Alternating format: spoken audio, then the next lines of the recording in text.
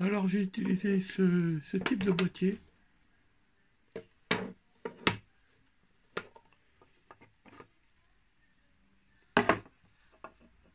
Voilà, c'est ça. Ensuite, ben, on reprend le PCB. Le PCB,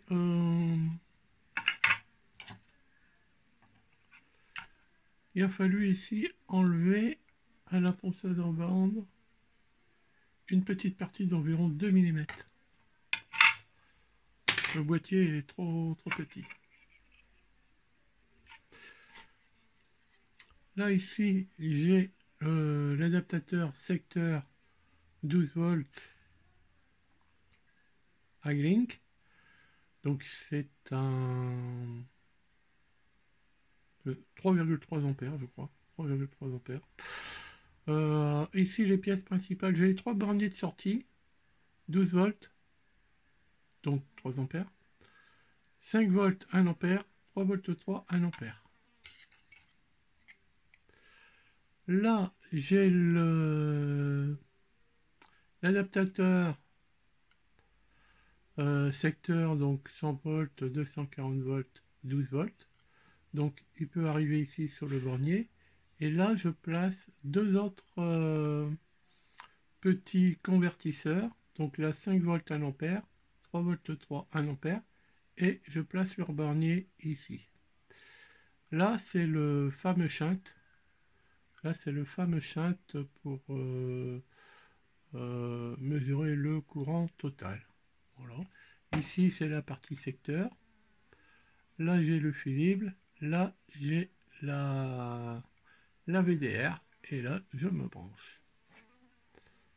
C'est pas plus compliqué que ça. Voilà. Ici c'est pour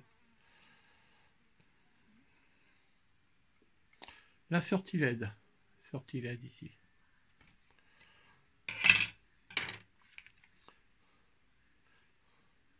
Alors ici l'interrupteur. Je le place ici. Là. La prise secteur. Je place là. Les entretoises, on en a parlé. Il en faut 4. Le boîtier, donc je viens placer ça. Ici, ici, ici et là. Et ici, j'ai le passe LED. Allez, maintenant on va regarder le boîtier terminé à l'intérieur. Alors bien, nous allons soulever le capot.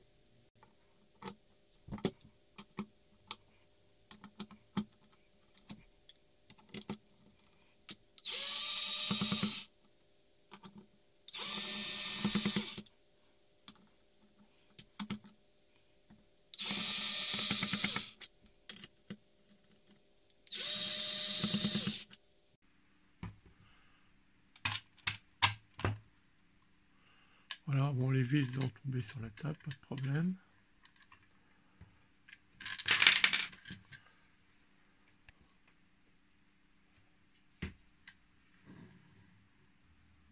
Alors, la partie fond du boîtier.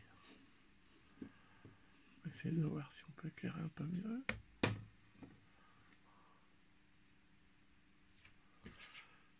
Voilà, là j'ai le fameux PCB FT A179 que vous pouvez retrouver via mes vidéos. Vous allez retrouver le PCB.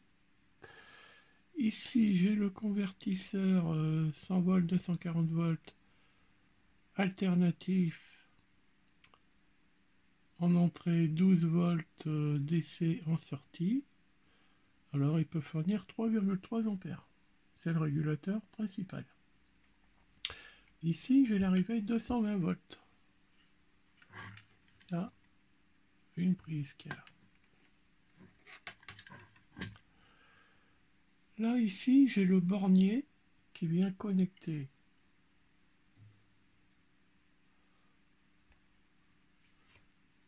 le secteur au PCB. Et ici, j'ai l'interrupteur. J'ai l'interrupteur pour couper, bien entendu, l'alimentation. Là, j'ai le fusible et là, j'ai la VDR. Ici, j'ai deux régulateurs, on va dire, secondaires. Là, c'est un régulateur 5 volts 1 ampère en sortie et 3 volts 3 1 ampère en sortie. Un condensateur de filtrage chimique. Et puis, ah, là, j'ai le bornier, en fait, qui permet de mesurer le courant. Donc, en temps normal, il est chanté, mais s'il faut, eh bien, je peux le déchanter et mettre un ampère-mètre. Et j'aurai la consommation totale. Et ici, eh bien, alors déjà ici, j'ai la LED qui est déportée, qui est là. Là, j'ai le bornier pour le shunt. On le verra tout à l'heure sur la face supérieure. Et là, j'ai les 3 borniers de sortie de tension continue. Donc là, 12 volts. Là, 5 volts. Là, 3 volts 3. Là, ici, je vous mettrai la gaine translucide que je me suis procuré chez Gotronic. C'est une longueur de 10 mètres. Vous avez les références dans la liste des composants. Et puis voilà, là j'ai percé des trous d'aération ici, parce que ça peut chauffer, hein, au-dessus et en dessous. C'est largement suffisant. Là, j'ai oublié de dire, j'ai aussi quelques condensateurs ici de découplage. Voilà, ici, ce PCB est prévu pour mettre des borniers. Mais ici, ça aurait été... c'est trop serré, donc j'ai soudé les fils sur la partie supérieure. Refermons le boîtier en faisant bien sûr attention que les câbles se placent bien.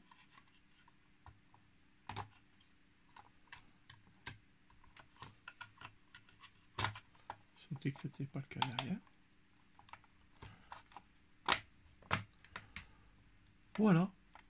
Alors bon, je vais le refermer hors caméra. Mais voilà, ici j'ai les indications de tension. Ici j'ai l'intensité max du circuit. Voilà, il est bien fermé. Et là, on voit mes 3 borniers de sortie. Il faut savoir que la masse est commune. Et le bornier de shunt qui normalement donc est shunté, sauf si je mets un ampère-mètre. Et bien entendu, la LED de bon fonctionnement. Bien, je propose que nous passions aux essais.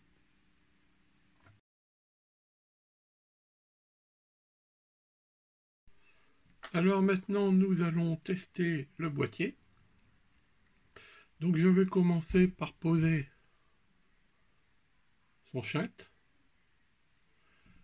qui est le courant qui interrompt en fait le courant à la sortie du régulateur principal.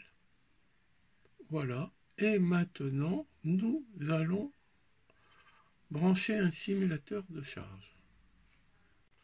Voilà, j'ai repris la vidéo, j'ai placé mon simulateur de charge. Ici, je vais brancher mon boîtier.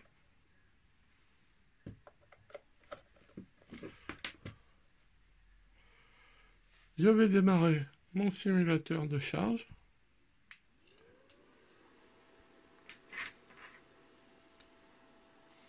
Voilà, il y a une alarme. Normal, il n'y a rien sorti. Je démarre mon boîtier. Et on va aller sur la sortie 12 volts.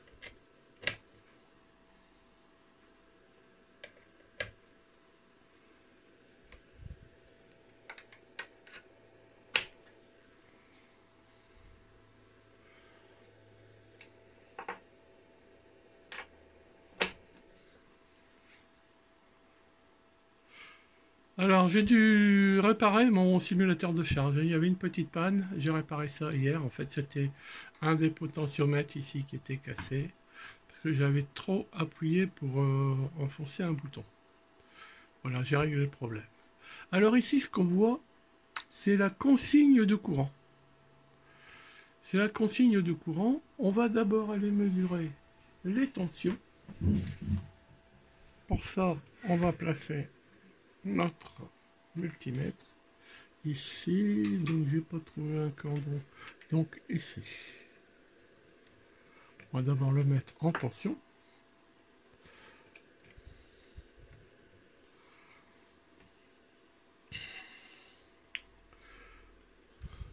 On le démarre. Il démarre en tension normalement. On branche sur le 0. Donc j'ai 3 sorties tension différentes. On voit les valeurs ici. Mais le ground est commun. Voilà, donc on a 12 156. Alors c'est une alim, on va dire, d'essai. C'est pas une alim, on va dire, hyper stabilisée. Hein. C'est pas une alim, on va dire, de labo. C'est pour faire des essais ou pour monter sur, enfin pas celle-ci, mais le PCB, sur des montages, des petits montages électroniques.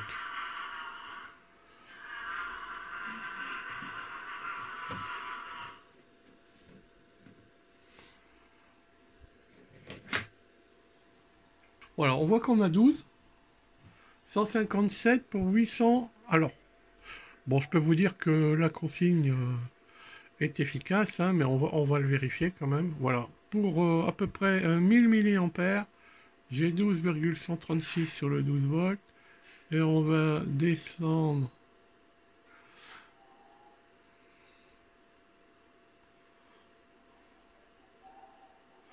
Voilà, 12,288 pour 18 mA. Maintenant, allons regarder les autres niveaux de tension. Bon, pour cela, je ne vais déplacer que la polarité plus, étant donné que les grounds sont reliés. Ici, j'ai le 5 volts. Pour 1000 mA, sur le régulateur principal, hein, j'ai 5,12. 5,012. Je descends. Pour la tension, varie quasiment pas. Mais je fais débiter le régulateur en amont. Allons voir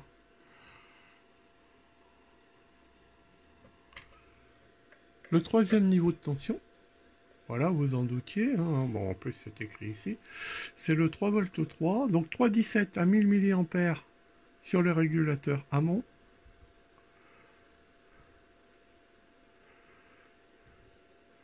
« 3,24 pour 17 mA. Bien, maintenant, on va faire débiter. On va faire débiter sur... on enlève le voltmètre. On va faire débiter sur le 5 volts et sur le 3,3. Alors, le 5, ce sont des régulateurs... je sais plus si j'ai mis des 1 ampère. Je crois que c'est des 1 ampère. De toute façon, on va faire l'essai. Alarme. Alors, j'ai une alarme. Alors, quand il y a une alarme, il suffit de tourner pour quitter l'alarme. Donc, ici, j'ai 0 volts. C'est normal, je ne suis pas branché en tension.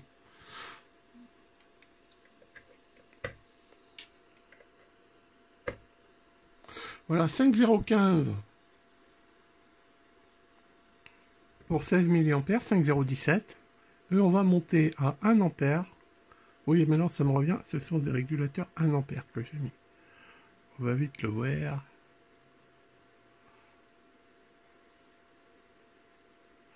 Ils sont protégés contre les courts-circuits. 1000 mA.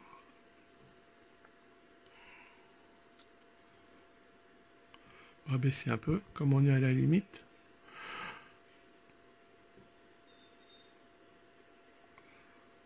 Alors cette alarme, elle est due à mon régulateur de charge.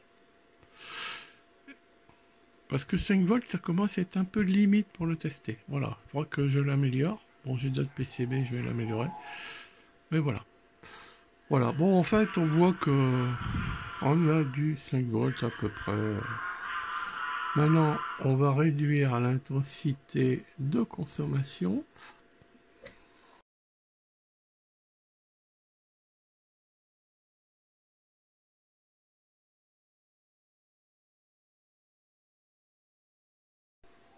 Alors, je débranche le voltmètre.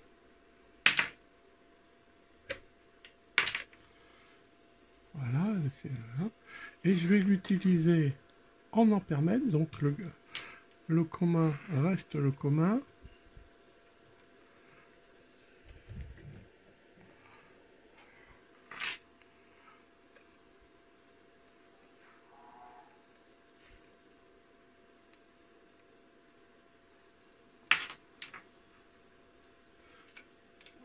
J'enlève ici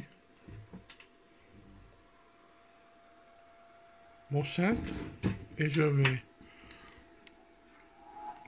à la place monter mon ampèremètre. Attention de ne pas perdre le cavalier. Rouge c'est le plus. Donc c'est le fil jaune. Et le noir c'est la masse. Je regarde si je ne fais pas d'erreur. Non. Alors sur le 3V 3, en fait comme il se met en alarme, il stoppe toute consommation de courant. Il ne consomme pas. On va faire ça sur le 5V.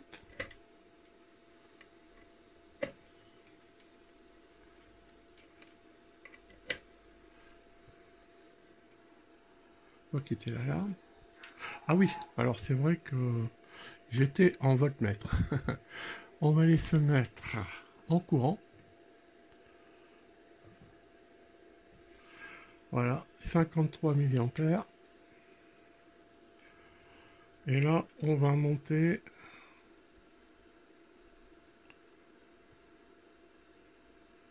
On voit bien que le courant est réel. Il y a parfois des petites erreurs entre consignes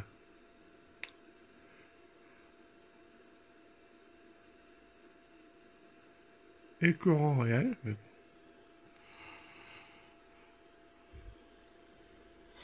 Là maintenant, on va mettre ça sur le 12 volts et là il y aura moins de problèmes.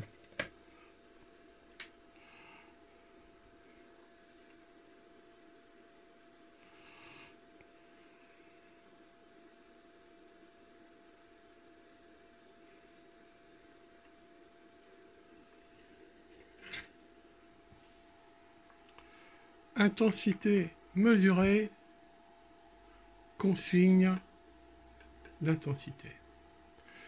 Ici, je suis sur la sortie 12 volts. Ici, mes sorties 5 volts et 3 volts ne sont pas réellement dimensionnées pour être testées par ce simulateur de charge. Faut être de l'ordre de 6 volts. À partir de 6 volts, normalement, il va pas se mettre en alarme. Alors pourquoi il se met en alarme, tout simplement parce que il sort de ses spécifications pour lequel le courant de décharge, un courant constant, est garanti. Voilà. Bon, bah, c'est sûr qu'il est perfectible. Mais sur des niveaux de tension de 12 volts et jusqu'à 1 ampère, c'est pas beaucoup. Il fonctionne très bien. Voilà, je vais mettre tous les fichiers, toutes les infos importantes qui seront accessibles via la description de cette vidéo, mais qui seront, vous aurez en fait le lien pour aller sur le GitHub correspondant à cette vidéo. Alors, par contre, ce qu'on peut voir,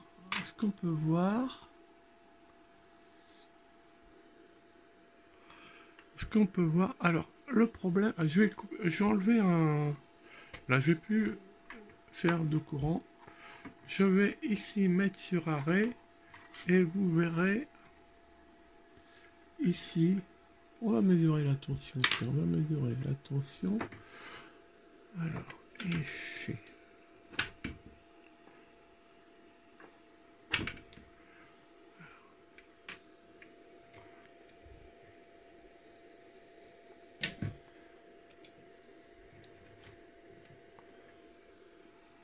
Je suis repassé en volt.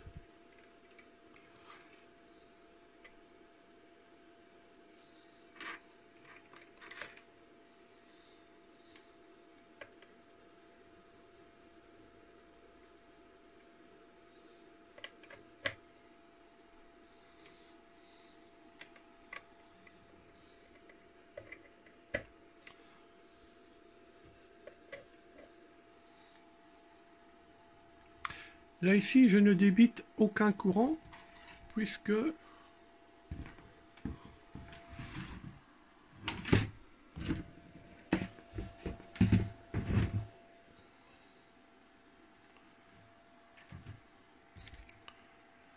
voilà, ici, le circuit est ouvert. Donc je ne débite aucun courant. Je vais couper ici.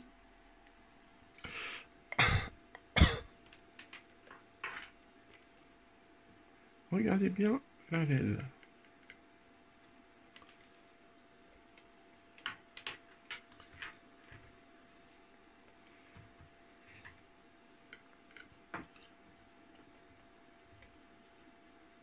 Coupé.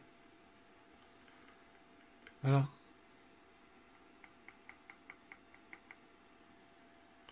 Et là, je suis sur 0.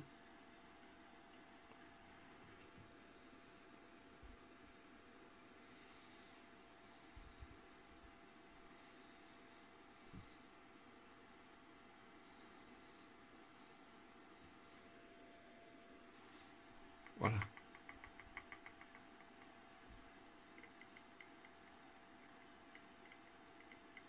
Ok. Donc, ce qu'on va faire, je remets sous tension.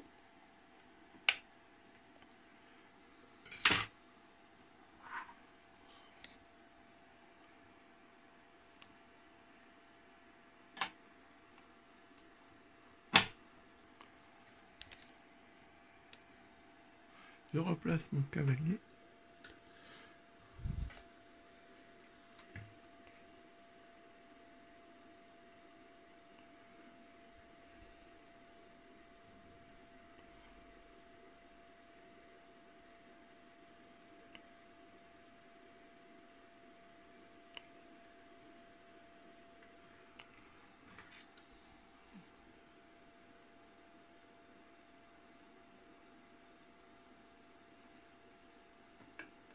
Environ 50.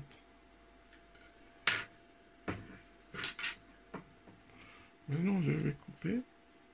Regardez bien ici. Regardez bien là. 50.